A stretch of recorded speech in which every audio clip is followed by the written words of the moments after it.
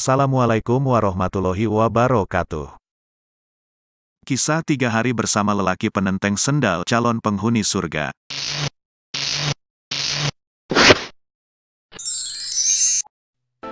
Kisah ini dinarasikan dari matan hadits dalam Musnad Ahmad, diriwayatkan dari Abdur Razak, dari Ma'mar, dari Az-Zuhri, dari Anas bin Malik. Suatu hari di masjid, Rasulullah Shallallahu Alaihi Wasallam sedang duduk-duduk bersama para sahabatnya. Sebentar lagi akan datang seorang laki-laki penghuni surga, kata Rasulullah Shallallahu Alaihi Wasallam. Mereka bertanya-tanya, siapa gerangan sang penghuni surga itu? Sejurus kemudian, seorang lelaki dari kalangan Ansor lewat di hadapan mereka. Air bekas wudhu menetes dari sela-sela jenggotnya, sementara tangan kirinya terlihat sedang menenteng sendal. Keesokan harinya, Nabi Shallallahu Alaihi Wasallam mengatakan hal yang sama, dan lelaki Ansor itu kembali melintas di hadapan para sahabat. Peristiwa tersebut berulang lagi pada hari ketiga, dan tentu saja memancing rasa penasaran para sahabat. Siapa sebenarnya lelaki penenteng sendal itu? Diam-diam, salah seorang sahabat, Abdullah bin Amr bin As, membuntuti lelaki tersebut. Ketika sampai di rumah lelaki itu, Abdullah bin Amr bin As berkata, "Aku sedang berseteru dengan ayahku. Aku bersumpah tak akan pulang ke rumah selama 3 hari.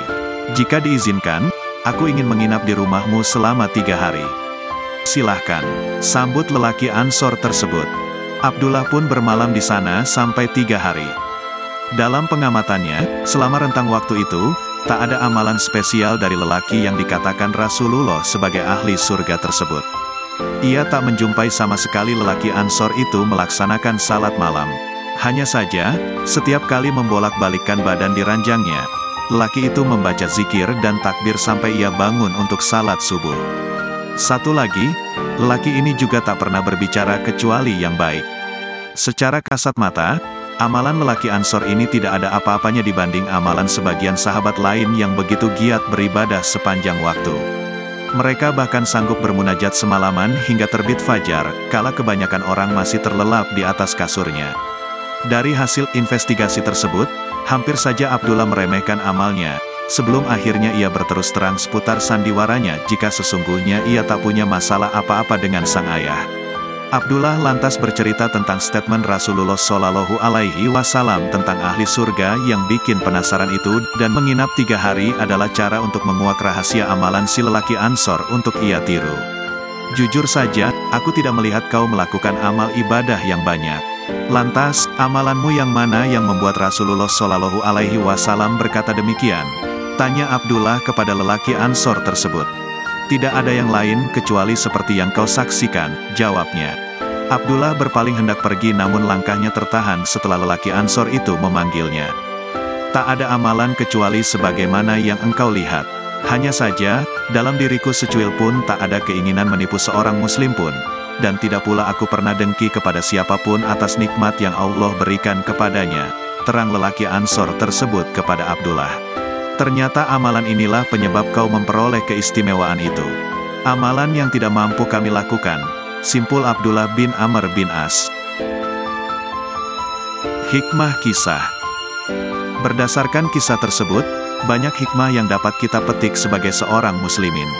Bahwa Islam sangat melarang sifat iri dan dengki kepada orang lain. Islam juga menyuruh kita untuk menjaga diri dari berbuat curang dan selalu mensyukuri atas apa yang Allah berikan. Bahkan dari kisah ini tampak seorang yang ibadahnya biasa saja, namun mampu menjauhi sifat iri dan dengki dalam hatinya, dapat meraih surganya Allah Subhanahu wa Ta'ala.